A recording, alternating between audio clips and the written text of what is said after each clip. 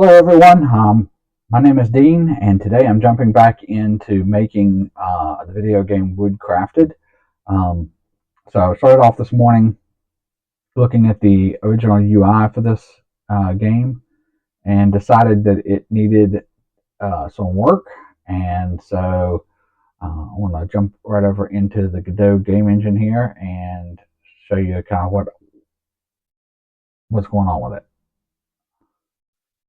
So here we are in the Godot game engine. This is the UI um, for when you interact with the computer in the game.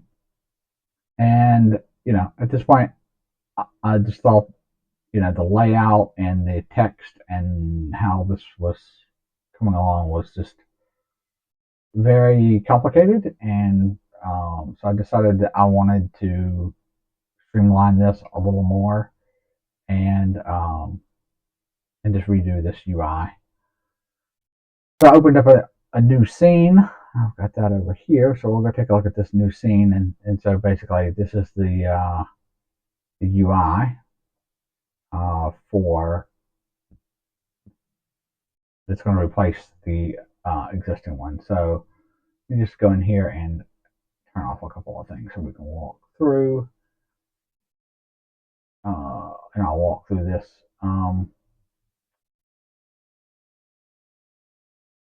Walk through this from the beginning. So it starts off with a canvas layer. And then at that point, on top of the canvas layer, I put the background. Um, and then in there, on the background, then I've got the control. So the control node. And then on top of that, I was like, okay, let's split this window into a menu side and basically a data side.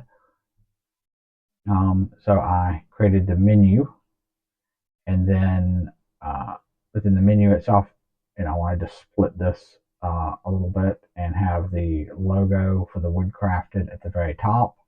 And that's also a button that if you're in one of the other menus, you can click that and it will take you back to the main screen. So then I created the menu buttons underneath of that to create the individual menu items. So for messages, social media, supply store, WoodCrefted store, and maybe a future button. I just kind of left one in there just in case I want to add something else to that.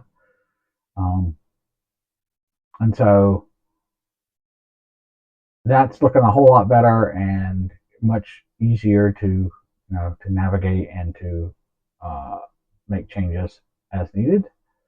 And so that's the main menu, and let's go into the turn off the player stat. So once you click on a button such as messages, then it would turn off the player stat and turn on the inbox. And your inbox comes up. At this point, I've just got sample messages in here. Each one of these is a button, and so when you click on the button, it says, "Okay, open up another dialog box on top of that for the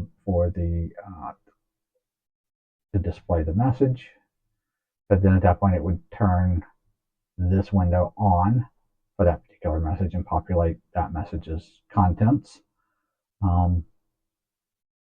So at this point, I have laid that out, the UI, and put the accept or decline buttons.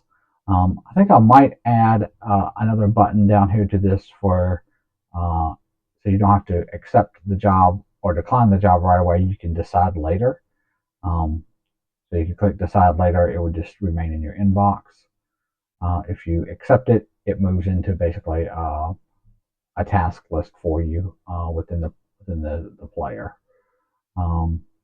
And then if you decline it, it just goes into your completed items. And so, or I could, make another tab for declined jobs or completed jobs. So if you accept it and you get to the point of, the job is complete, then it would go into completed items, and then all your declines would just go into a tab called declined, and you could always pull those back up and accept them later if you wanted to. Um, So that's the UI, and so that's what I've been working on today. And so, you know, I do have a website if you're interested in, helping support the channel, support the game. You can go out to gamesbydean.com, and I'm an independent game developer. So if you'd like to get more involved and help support this channel and game and take a look at that, you're welcome to do so. And we'll see you guys tomorrow.